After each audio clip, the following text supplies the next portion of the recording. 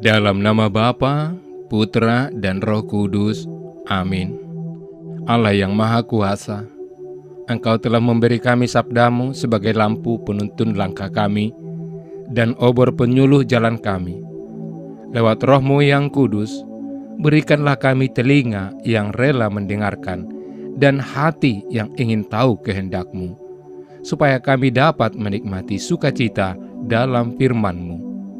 Demi Kristus, sabdamu yang hidup dan berkuasa, bersama Dikau dan Roh Kudus, kini dan sepanjang segala masa. Amin.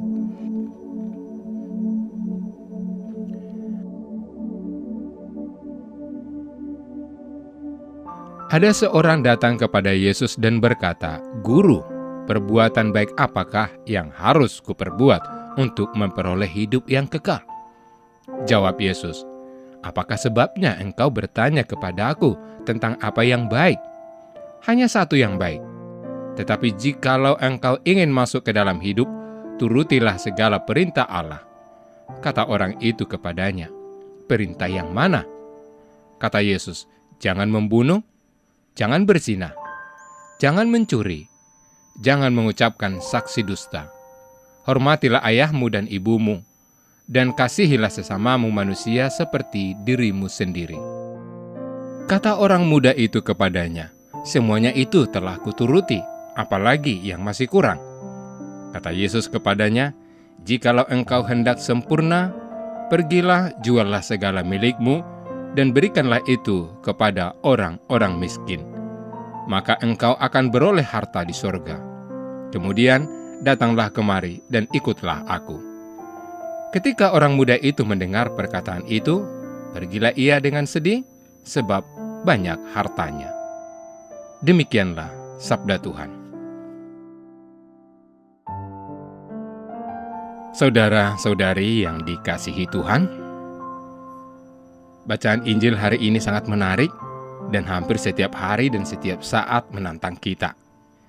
Si pemuda kaya nampaknya adalah seorang yang religius, sudah berbuat baik dan sudah menjalankan semua perintah agama. Tetapi dia masih merasa belum sempurna. Dia ingin memperoleh hidup yang kekal. Saudara, bagaimana cara memperoleh hidup yang kekal itu menurut Yesus? Yesus menguji pemuda yang kaya itu pada titik terlemah dalam dirinya, yaitu kekayaannya. Dan apa yang terjadi? Si pemuda kaya sangat terkejut. Yesus memintanya menjual harta. Sekalipun menjual harta itu berarti menaati perintah guru yang dia sendiri menyebutnya baik dan yang mengajak dia mengikut sang guru yang baik. Ia tidak bersedia untuk mengutamakan Kristus lebih daripada hartanya. Bagi dia, harta lebih utama dibandingkan dengan mengikut Yesus. Dia memilih pergi sehingga tetap kaya, namun saat bersamaan dia melepas peluang mendapat kekekalan hidup.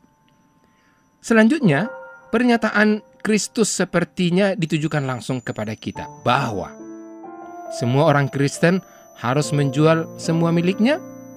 Tidak, karena kita juga harus memenuhi kebutuhan keluarga kita dan orang lain. Sekalipun demikian, kita harus bersedia untuk menyerahkan apa saja yang diminta oleh Kristus. Kita harus rela memberikannya kepada mereka yang membutuhkan.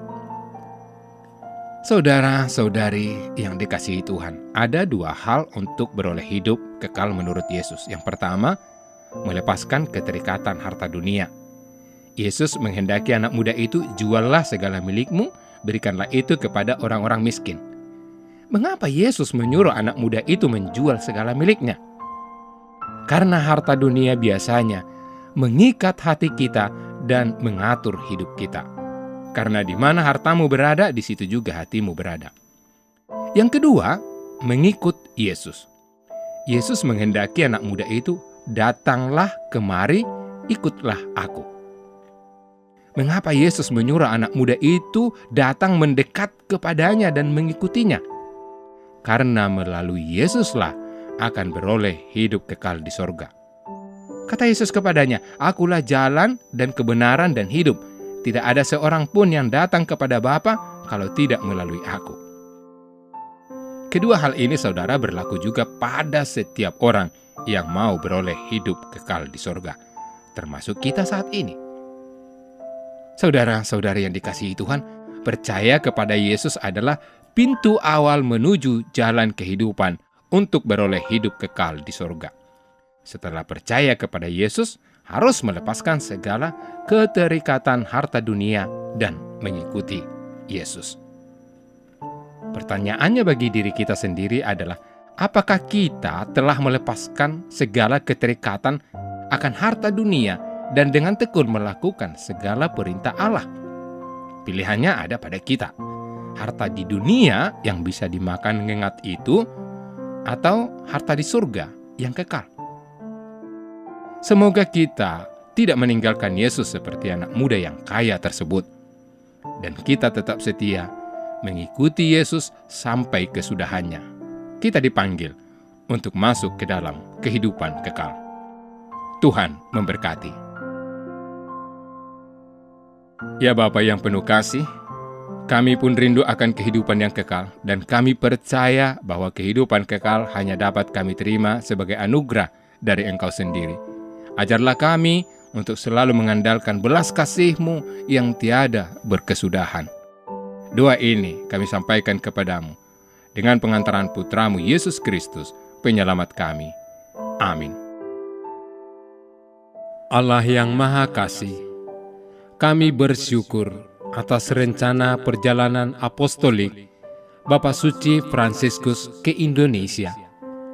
Semoga perjalanan ini menjadi pengalaman iman yang mempererat persaudaraan dalam keanekaragaman, memperkuat bela rasa kepada saudari-saudara kami yang miskin, lemah, tersingkir, dan menderita. Kami mohon kepadamu, berilah kesehatan yang baik bagi Bapak Suci, agar rencana kedatangannya menjadi berkat bagi gereja dan bangsa Indonesia. Semoga kehadirannya membawa sukacita Injil dan membangkitkan pengharapan bagi terciptanya kerukunan, kedamaian, dan kebaikan bersama. Bersama Bunda Maria, Ibu dan Teladan Iman, serta Bapak Yosef, mempelainya yang amat setia, kami serahkan siapapun yang terlibat dalam persiapan dan pelaksanaan kunjungan apostolik Bapak Suci ini ke dalam kuasa kasih-Mu. Dengan pengantaraan Kristus, Tuhan kami. Amin.